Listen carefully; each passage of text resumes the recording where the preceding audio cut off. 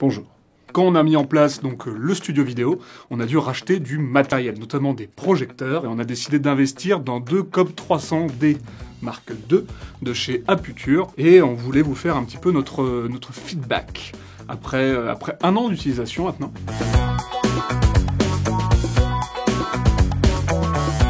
Commençons par une petite présentation du Bestio. C'est donc un projecteur à LED, un projecteur mono LED d'ailleurs, il n'y a qu'une seule grosse LED, contrairement à des panneaux LED par exemple qui contiennent toute une multitude de petites LED. Là on a une seule et très grosse LED. Et ce projecteur, sa grosse particularité, c'est qu'il est puissant. Très puissant pour un projecteur de cette taille-là, parce qu'effectivement, comme vous pouvez voir, il est pas monstrueux en termes de taille, il se manie vraiment très facilement.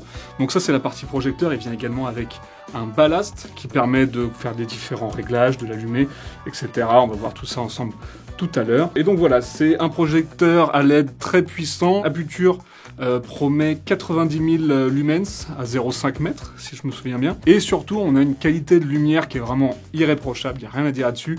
On a un IRC qui dépasse les 95, 96 je crois, donc projecteur puissant, très quali. D'un point de vue tarif, on est sous la barre des 1000 € hors taxe, donc ça reste vraiment abordable pour un projecteur de cette puissance-là. Voilà, évidemment c'est un investissement, ce sera pas le premier projecteur que vous achèterez quand vous lancez en tant que vidéaste. Pour moi c'est vraiment le projecteur qui est fait pour passer à l'étape d'après, et là effectivement 1000 € ça reste un investissement plutôt abordable. Et petite précision, si vous voulez pas forcément l'acheter, vous pouvez aussi le louer pour moins de 60 € je crois chez nos copains de chez Puzzle Video, que je salue d'ailleurs. Salut Olivia, Clovis et toute la team. Alors déjà, petite preuve qu'il est puissant, tiens, dans ta face. On va se baisser ça immédiatement, donc comme vous pouvez voir, tu as un petit trou ici pour aller faire le réglage de la puissance, ou sinon il y a cette super télécommande très pratique qui permet déjà de fonctionner par groupe. Ça c'est hyper cool. Effectivement tu peux mettre par exemple deux Cobb 300 sur le channel 1, des Cobb 120 par exemple sur le channel 2, etc. Évidemment c'est compatible avec les Cobb 120, les Cobb 600, etc. Là par exemple on l'utilise aussi pour notre face qui est juste là, donc si j'appuie sur A, toc, voilà, vous ne me voyez plus. Donc très pratique, surtout quand vous êtes tout seul, ou alors quand vous avez des setups un peu grands. On me souvient qu'on a fait un setup il n'y a pas très longtemps, où on avait 5 ou 6 projecteurs comme ça, et qui étaient facilement dispatchés à 40-50 mètres les uns des autres. Donc c'est plutôt cool d'avoir une télécommande dans ces cas-là. Pour vous présenter un peu dans ce qui se passe dans le ballast, donc du coup forcément voilà, on connecte le ballast au projecteur, et tous les réglages se passent sur le ballast.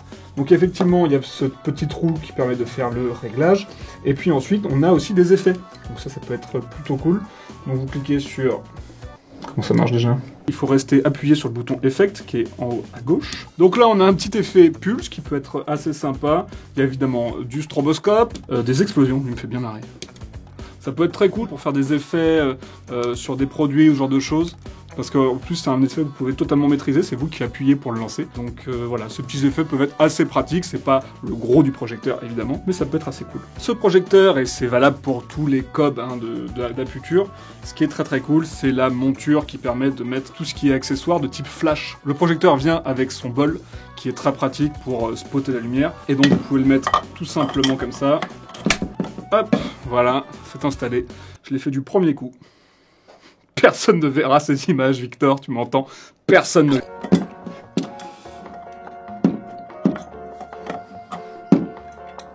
Ça ne s'utilise pas comme ça d'habitude. C'est dans ce sens-là.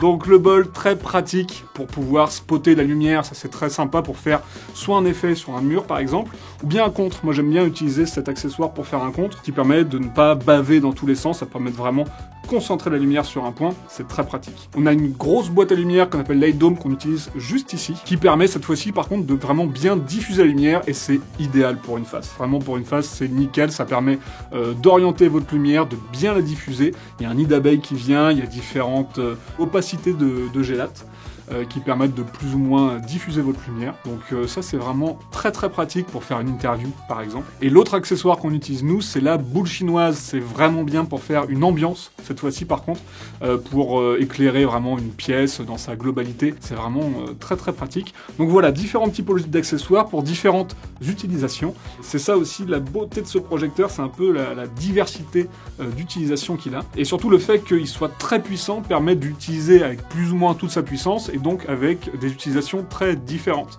C'est ça qui est vraiment très cool. On va peut-être passer au pour et au contre. Peut-être petit jingle, non? Fais un petit jingle.